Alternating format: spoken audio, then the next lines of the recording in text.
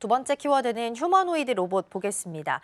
지난주였습니다. 중국 베이징에서 하프 마라톤에서 휴머노이드 로봇 경주 첫 대회가 개최가 됐었습니다. 물론 기록만 봤을 때는 인간에 비해서는 좀 다소 아쉽긴 했지만 완주를 했다라는 부분에 있어서는 굉장히 유의미한 발전을 좀 확인할 수 있었는데요.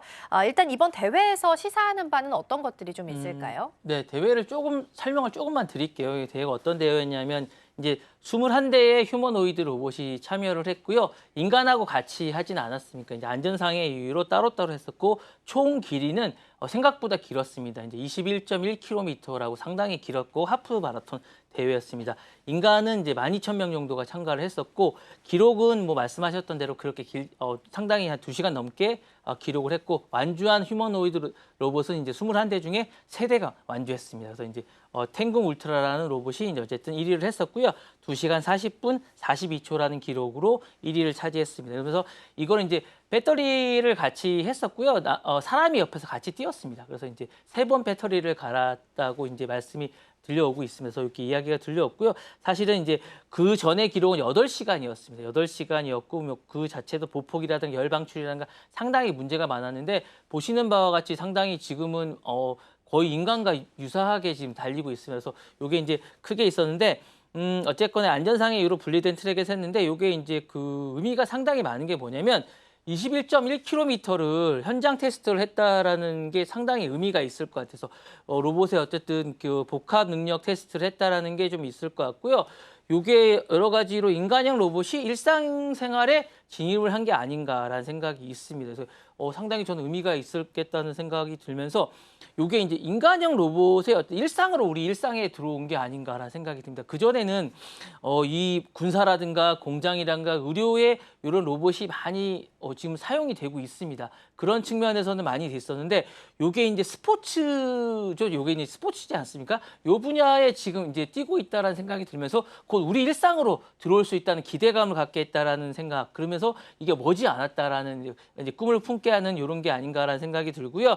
그 다음에 이제 그동안에 요것들이 이제 그 미국이라든가 일본이라든가 독일이 요 상황을 주도하고 있었습니다. 근데 이제 아시아 쪽에서는 중국이 여기에 다시 뛰어들었다는 것도 이제 상징적인 게 아닌가라는 생각이 듭니다. 그리고 이제 요 부분에 이제 그동안에 이제 넘어지고 멈추고 이런 것들이 있는데 인간의 어떤 감정이 좀 들어가 있는 것 같아요. 보시면 아시겠지만 인간의 감정이 들어갔던 로봇이 나왔다라는 것도 약간 전환점이 된 것 같은 그런 생각이 들면서 로봇 기술이 어쨌든 정지 작업에서 지속 가능한 운동으로 진입했다라는 게 확장성이 좀 있는 것 같고요. 그 다음에 이제 그 배터리를 3번 갈았긴 했지만 어쨌든 그동안에 했던 그런 거와 다르게 한계와 가능성을 좀 보여줬다는 점, 그리고 기술과 문화의 접점에서선 어떤 이벤트를 좀 보여줬다는 게 좀 있는 것 같고요. 그리고 중국이 휴머노이드를 요게 이제 2027년까지 해서 완성시키겠다고 하는 것들이 이제 여러 가지로 시사하는 게 좀 있는 것 같고요.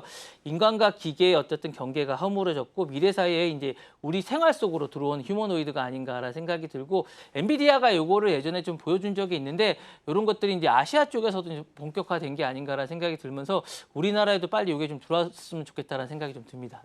그렇군요. 기존에 8시간이었던 그 기록을 이번에는 2시간대에 어찌됐든 간 완주를 성공했다라는 부분에 있어서는 굉장히 기술이 많이 발전했구나. 기술의 가능성에 대해서는 어느 정도 확인할 수 있었던 대회가 아니었을까 싶습니다.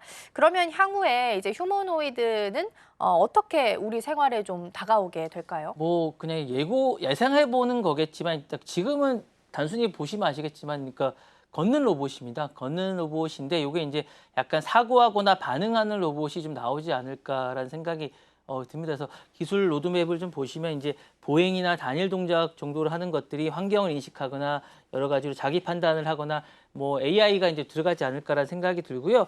산업 전개 방향으로 좀 보시면 테스트 로봇에서 상용화적인 측면이 많이 될 것 같습니다. 그래서 뭐 자신이 위험 구역을 탐지한다거나 붕괴 지역을 간다거나 이런 식의 측면에서 우리 생활 일상 속으로 들어오는 이런 로봇이 될 것 같고요. 여러 가지 좀 될 것 같은 그런 생각이 들면서 대중 인식도 좀 많이 변할 것 같은 생각도 듭니다. 그래서 우리가 놀라움이나 위협 인식에서 생활 파트너로서 이제 좀 수용을 하지 않을까라는 생각이 듭니다. 지속적으로 노출이 되거나 이게 감정의 애착 능력이 되면서 자연스럽게 우리 쪽으로 이제 드라마 속에서만 보던 우리 로봇이 생활 속으로 들어오면서 자연스럽게 우리가 이제 그 반려동물처럼 생활 속에 로봇이 좀 들어오지 않을까라는 생각이 들고요. 뭐 돌봄이나 의료나 보령화 이제 어쨌든 인구 고령화 시대가 되면서 필수 인프라가 되지 않을까라는 생각도 들고, 그다음에 고위험 산업이나 이런 것이 많이 생기는데 이럴 때 우리가 극한 작업자로서 그리고 생활 밀착형으로서 새로운 시민의 함성으로 나중에 되지 않을까 이런 생각도 듭니다. 네. 네, 인구 고령화 또 저출산 시대를 맞이하고 있는 상황이다 보니까 또 다른 어떻게 보면 대응 방법으로 살아남을 수도 있겠다라는 부분도 함께 체크해 보시면 좋겠습니다.